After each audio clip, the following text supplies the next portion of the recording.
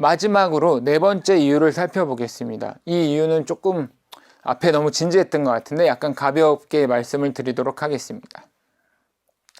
형식은 내용을 지배한다. 많은 분들이 익숙한 말일 거예요. 저는 저 말을 특히 더 좋아하는데요.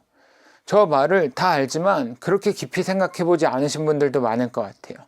형식은 내용을 지배한다. 조금 더 살펴보겠습니다. 예를 들어서 저는 장을 코스트코 같은 큰 곳에서 보고 여러분은 재래시장에서 장을 본다고 생각을 해보겠습니다. 그러면 당연히 장을 보는 형식이 다르기 때문에 내용도 바뀔 거예요. 저는 그런 대형마트에서 장을 보기 때문에 제가 되게 좋아하는 자갈치 하나를 살 수가 없어요. 자갈치를 사려고 하면 꼭 제가 싫어하는 꼭할콘도 같이 묶여서 와요. 근데 재래시장에서 장을 보시는 분은 이렇게 크게 물건을 살 게 아니고 뭐 고기도 조금 사실 거고 고기 자체도 냉동되지 않은 고기를 사실 확률이 더 높습니다. 당연히 이렇게 장을 보는 형식이 다르면 장을 보는 내용이 바뀝니다. 근데 형식은 형식 안의 내용에만 영향을 미치지 않습니다. 무슨 얘기냐 하면 저는 그렇게 대형마트에서 장을 보기 때문에 장을 한 달에 한 번만 보면 돼요. 근데 재래시장에서 장을 보시는 분들은 일주일에 한 번 또는 뭐 더 자주 가실 수도 있습니다. 그러면 저는 차 트렁크가 커져야 됩니다. 집에 냉장고도 더 커져야 되고 찬장도 더 커져야 돼요. 장을 보는 그 형식 밖의 내용까지 영향을 미친다는 겁니다. 이렇게 형식이 중요한데요. 형식을 좀 다른 방향으로 한번 말씀드리겠습니다. 여러분이 만약에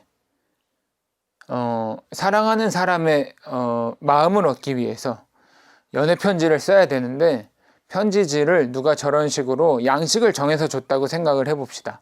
성장 과정, 구애 동기, 성격 장단점, 연애 경력사항, 연애 역량 및 기술, 사귄 뒤 포부 및 기대 효과 이렇게 칸에 맞춰서 여러분이 저 사람을 왜 사랑하고 어떻게 마음을 얻고 싶은지를 설명하실 수 있겠습니까? 못하실 겁니다. 그리고 다들 지금 이건 되게 바보 같은 일이야 하면서 좀 웃음을 짓고 계신 분들이 많으시기를 기대합니다. 그런데요, 이 편지가 우스운데 우리는 만약에 우리가 어떤 제안서, 지원 사업의 지원서를 쓸 때, 회사의 입사 지원서를 쓸 때 저런 식으로 칸을 나눠서 물어보면 아무도 웃지 않고 거기에 맞춰서 답을 해요. 하나씩. 그러다 보니까 성장 과정에서는 다양한 취미를 즐기는 새로운 것을 항상 찾는 뭐 이런 사람이었습니다 하다가 특장점 얘기하라고 그러면 마라톤을 즐기는 끈기 있는 사람이다. 이렇게 앞뒤가 안 맞는 얘기가 나와요. 제가 1년에 한 1000개 정도의 기획서를 봅니다. 직업상. 근데 그 1000개 중에 900개의 기획서는 그 중에 또 90%의 페이지는 이렇게 표로 돼 있어요. 앞서 얘기 드린 것처럼 우리는 표로 생각을 할 수가 없습니다. 그래서 저런 아까 얘기한 것처럼 입사 지원서를 표로 양식을 나눠서 물어봤더라도 나는 그 내용이 담긴 나의 이야기를 전체적으로 먼저 생각해야죠. 그리고 나서 그것을 각각의 표에 나눠서 담아야 됩니다.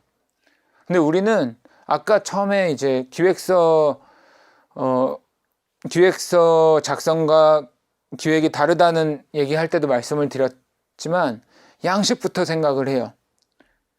그러다 보니까 우리가 원래 생각하는 방식, 이야기로 생각을 할 수 없고 그러다 보니까 그 기획은 기획서가 되기도 힘들고 전달도 되기 힘든 것 같습니다.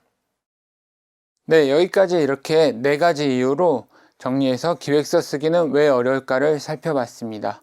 네, 경청해 주셔서 감사합니다.